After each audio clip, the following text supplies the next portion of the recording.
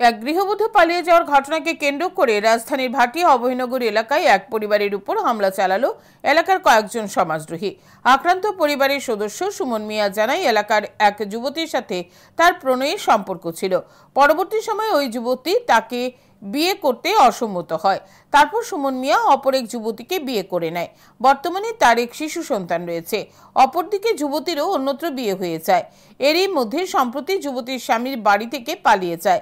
যুবতীর বাপের বাড়ির লোকজনদের সন্দেহ তাদের মেয়ে সুমন মিয়ার সাথে পালিয়ে গেছে, যদিও সুমন মিয়া নিজ বাড়িতেই ছিল। পরবর্তী সময়ে পুলিশ ওই যুবতীকে উদ্ধার করে বাপের বাড়ির লোকজনদের হাতে তুলে দিয়ে ঝামেলা শেষ করে দেয়।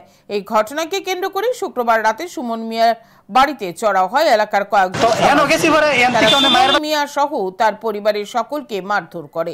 পরবর্তী সময়ে সুমন মিয়া পরিবারের সকলকে নিয়ে পশ্চিম আগরতলা মহিলা থানার দ্বারস্থ হয়।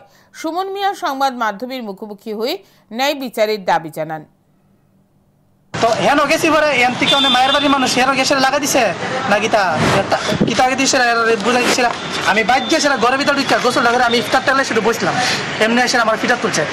আমার তো বাসে টাকা আমার বাইক আছে, এই বাইরের শুদ্ধ ফিটার তুলছে, আমার মায়ের শুদ্ধ ফিটার তুলছে, আমার বোন একটা আছে বোনটার ফিটার তুলছে, আমার কাঁচা বিদ্যার শুদ্ধ ফিটার তুলছে।